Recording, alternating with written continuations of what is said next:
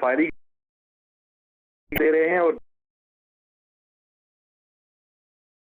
जो उनको फायर की बात है शाइस्ता वो अभी आनी है और सिर्फ इसी साल 180 से जायद जो वाकयात हैं की खिलाफ वर्जी और बढ़ रही है। ये भी कई भी जारी है। देखिए ये बात क्या इस हवाले से उनके साथ में जो है फास्टिंग का में जो है हमारे जो साथ जो दफाई और उनमें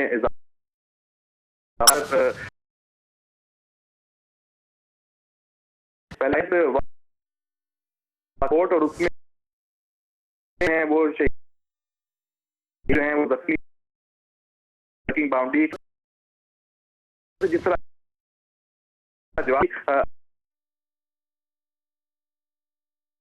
अच्छा जो पास वो जो भारतीय पोस्ट और यकीन उठाना जो बिल्कुल जो ये पास नहीं है, जवाब भी दिया। अब क्या भारत क्या ये सिलसिला फायरिंग कर रहे हैं तो जाने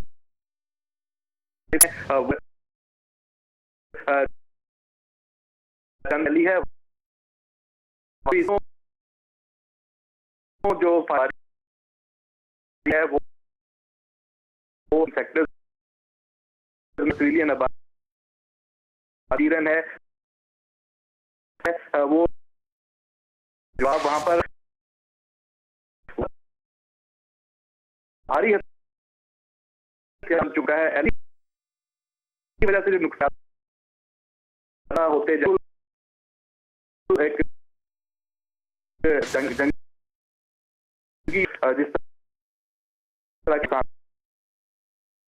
की भी बहुत से शायद अक़वाम मुत्तहिदा तैनात है मुसलसल इस तरह भारत को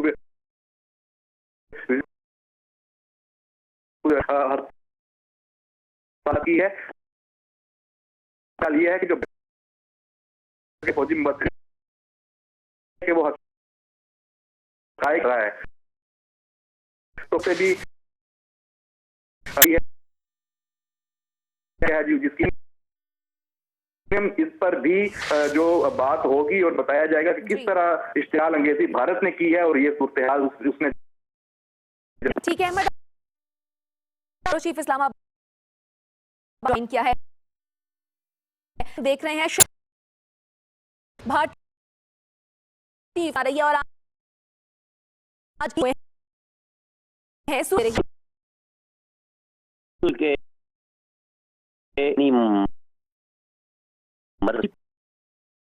पैक और कल मिलिट्री और तजारती सारी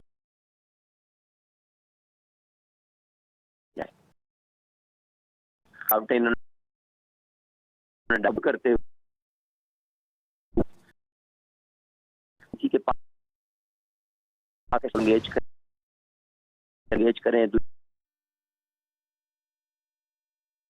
के अलाई का कि वो चाइना का पैरा है और है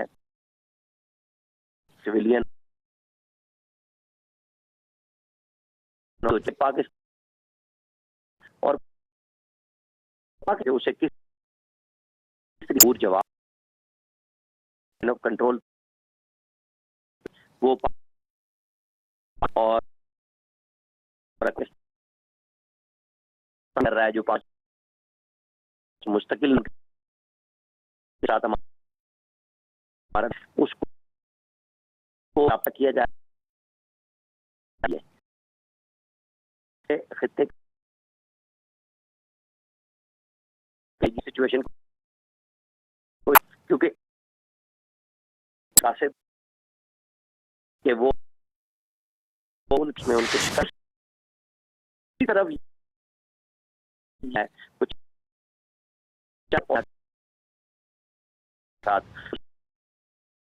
भी लिख लिया तो उस ये बुनियाद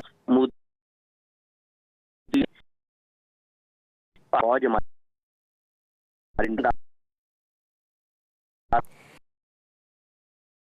जी के हालत साफ गाड़ी और जहाज भी इश्तिहार कंट्रोल पर हम दोहरा गया है कि सतह देखें कुछ और क्या लेंगे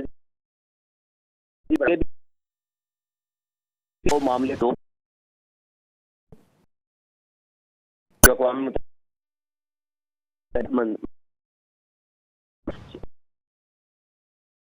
उनको दिखाएगी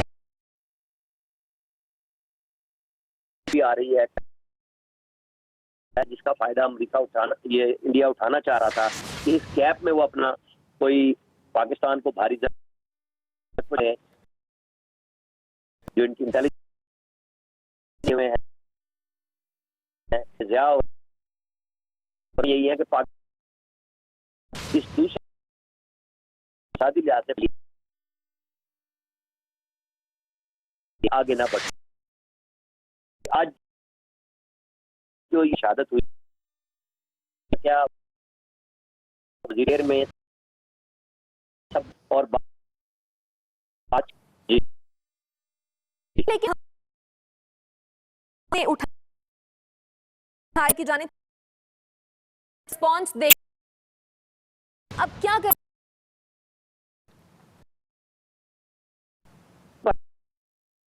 आपको कि अकबर गई है तमाम का भी है लेकिन सामने अब क्या बरतानिया इंडिया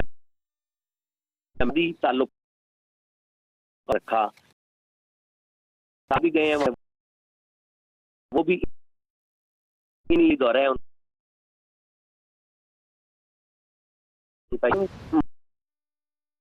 इसी का मुजाहिरा और कश्मीर उसके ऊपर जो मजालिम बूझ के इश्तिहाल अंगेजी कार्रवाइयाँ उस मकबूजा कश्मीर के अंदर जो कश्मीरियों की अपनी जदोजहद है उसको वो ओझल करना चाहता है और बज़ाहिर वो अपने मकसद में कामयाब भी नजर आ रहा है कि इंडिया को एक बड़ी इक़्तिसादी मंडी देखते हुए बड़े ममालिक बरतानिया हो या अमेरिका हो वो सर पे नजर कर रहे हैं और पाकिस्तान के साथ इस मामले पे कोई बात नहीं कर रहे, बल्कि इंडिया को भी कोई मैसेज नहीं दे रहे कि उनको रोका जाए कि जो वो जुल्म वहां पे ढा रहा है। और लाइन ऑफ कंट्रोल पे तो यूएन के मुबसरीन मौजूद हैं जिनको इंडिया इजाजत नहीं दे रहा कि वो आए।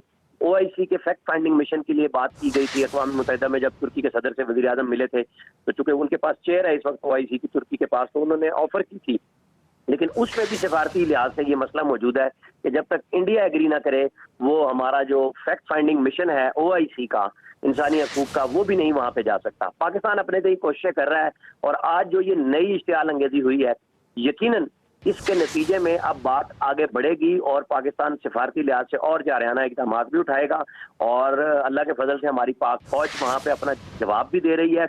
जो इंडिया के साथ एंगेजमेंट का जरूरी इक़दाम हैं वो तो हमारे किए जा रहे हैं, लेकिन असल वही इशू है कि इंडिया चाहता यही है कि पाकिस्तान को हर सूरत में वो एंगेज करे, और वो क्योंकि यही उनकी सारी कोशिशें हैं कि पाकिस्तान को कहीं ना कहीं से नुकसान पहुंचाया जा सके। सही। और हमारे फौजी भी पूरी तौर पे जवाब दे रहे हैं वहां पे उनके जी। और ये भी इतलात आ रही हैं कि पाकिस्तानी फौजियों ने जवाब दिया है, उसके नतीजे में इंडियन फौजी भी मारे गए हैं।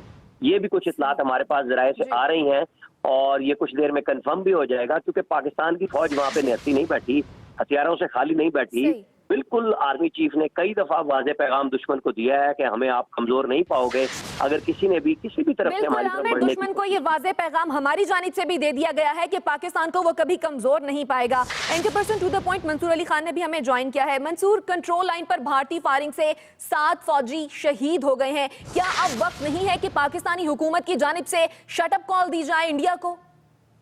बिल्कुल आपने सही कहा, ये ऐसा ही मौका आ चुका है। इससे पहले बर्दाश्त की भी एक हद होती है और हम इससे पहले भी देख चुके हैं। नरेंद्र मोदी जब भी उनके कोई डोमेस्टिक इश्यूज होते हैं तो उस पे से अपनी जो भारतीय अवाम है उसका ध्यान हटाने के लिए कोई ना कोई ऐसी हरकत बॉर्डर के ऊपर जरूर की जाती है।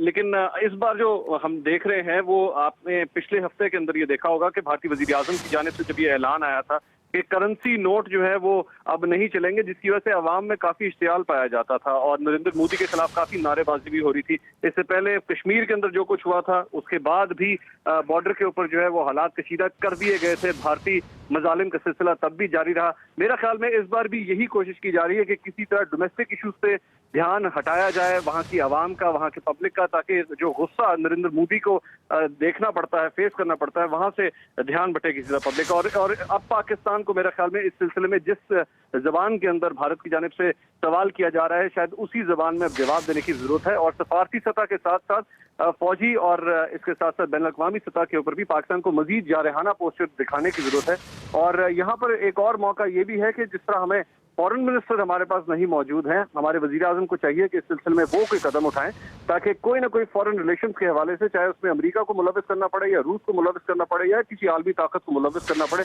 कोई ना कोई जारहाना स्टेप उठाने की अब जरूरत महसूस हो रही है हुकूमत पाकिस्तान की जानिब से। बिल्कुल, सी पैक भारत की आंखों में खटकता है, ये एक तयशुदा बात है और जाहिर भी है। तो जो सरहदों पर नहीं पाई जाती है भारत की जानिब से और ये अक्सर इश्ताल अंगेजी का इजहार भी भारत की जानिब से किया जाता है, क्या उसकी एक वजह ये सी पैक भी है? बिल्कुल आपने सही कहा। और इससे पहले बलूचिस्तान के अंदर हमने देखा है कि 1 अक्टूबर से लेकर अब तक 5 दहशतगर्दी के वाकयात हो चुके हैं, जिसमें अब तक कम से कम 125 से ज्यादा पाकिस्तानी जो है वो जाँ बहक हुए हैं, शहीद हुए हैं। और उसमें बार बार जो कड़ियां हैं, बार बार जो उंगलियां हैं वो भारत की जानिब ही जाती हैं। और यही सवाल होता है कि जब भारत के अज़ाइम का पूरी तरह पता है कि सूबा बलूचिस्तान के अंदर वो तमाम तर कशीदगी बढ़ाने की कोशिश कर रहा है, तो फिर आखिर पाकिस्तान की जानिब से किसी किस्म का कोई वाज़े जवाब क्यों नहीं दिया जाता? भारतीय हाई कमिश्नर को बुला के क्यों नहीं बताया जाता? वो सबूत उनके मुंह के ऊपर क्यों नहीं सामने रखे जाते कि ये देखिए ये आप काम कर रहे हैं? और इस हवाले से अब वही मैंने जिस तरह पहले बात की थी कि सफारती सतह पर पाकिस्तान को मजीद कोई ना कोई बड़ा कदम अब उठाने की जरूरत पड़ गई है। ठीक है, अहमद मंसूर हमारे साथ मौजूद हैं, आमिर लास्ताना भी हमारे साथ मौजूद है। आमिर, जैसा कि अहमद मंसूर ने भी यही कहा कि डोमेस्टिक इशूज से ध्यान हटाने के लिए भारत इस तरह के इकदाम करता है, तो क्या इस तमाम तरह सूरत हाल में अब क्या करना चाहिए? देखिए, जो जैसे मंसूर कह रहे थे कि जो इंडियन हाई कमिश्नर हैं उनको भी बुलाया गया, डिप्टी हाई कमिश्नर को भी 2 दफा बुलाया गया है।